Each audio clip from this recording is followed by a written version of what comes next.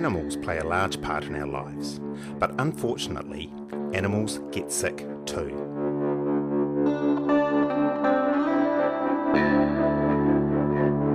Join me, Dr. Brian Gregor, a veterinarian from Timaru, New Zealand, as I discuss health issues affecting your pet in the Vetpodcast. Vet nursing is a very rewarding and challenging career. It does, however, require more attributes than just a love for animals. Firstly, let's quell one of the most common misconceptions about vet nurses. Veterinary nurses don't have to be female.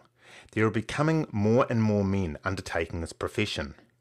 Vet nursing is not to be confused with being a kennel maid. It is a profession that involves a lot of training and a lot of responsibility. Now just think about this. Vet nursing is probably 50% animal care and 50% owner care. To me, as a veterinarian, one of the most important skills in a vet nurse is to have the ability to communicate with the clients. When a client walks into the clinic, think about what they are judging us by. I bet a big part of it is the nurse. How did she treat me? What information did she give me? And how did she relate to my animal? Communication with the other people in the veterinary team is also very important. Clinics tend to be a high pressure environment. There are often a lot of people in a small area, all under a certain amount of stress, making life and death decisions all the time. The ability to get on with people and communicate effectively is just so important. Now, while you don't have to be a rocket scientist to be a vet nurse, academic achievements are important. Science, especially biology, mathematics and English are all base subjects you will require to provide you with the background to obtain qualifications as a vet nurse. You need to be a quick thinker, a quick learner, confident, attentive, efficient, plus be able to work as part of a team. It is a job that covers a vast range of duties and responsibilities with no room for error. Animal handling. This is a skill that comes naturally for some, but unfortunately not others.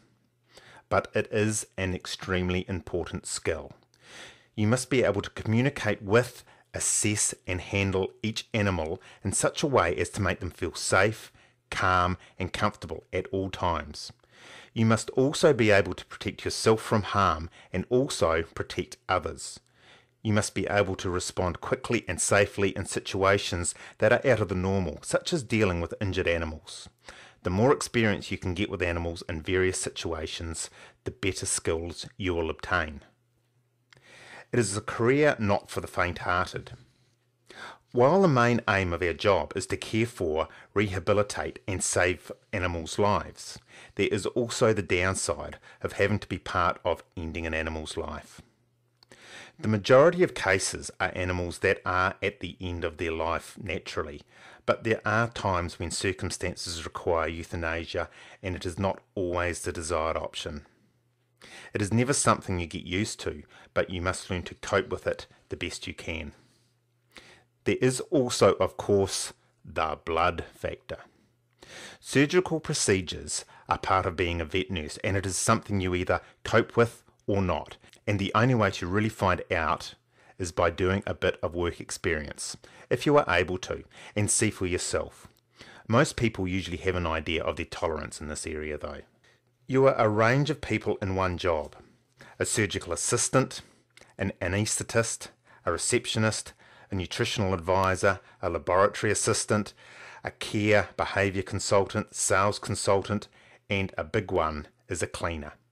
There is not a day goes by when you don't clean.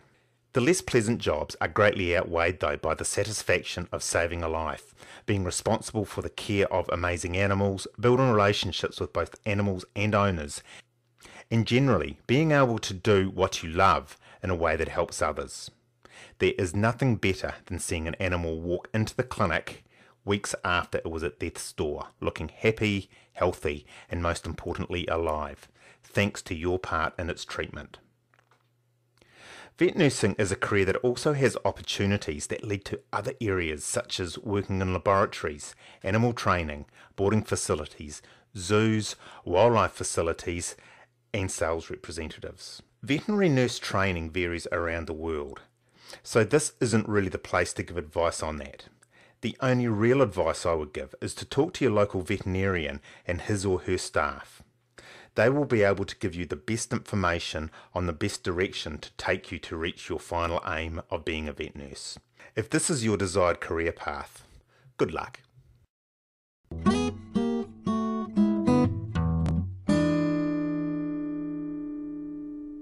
If this is the first time that you found the Vet Podcast, welcome along. Now, we've got 50 or so podcasts sitting in our archives, so just follow one of the links back to the Vet Podcast. Just a reminder also, if you do wish to contact me, vetpodcast@gmail.com. That's all one word, vetpodcast@gmail.com. You can follow us on Facebook. Just search for The Vet Podcast, so that's two words, THE space VETPODCAST, and you can also find us on Twitter and Dig. You have been listening to Animals Get Sick Too.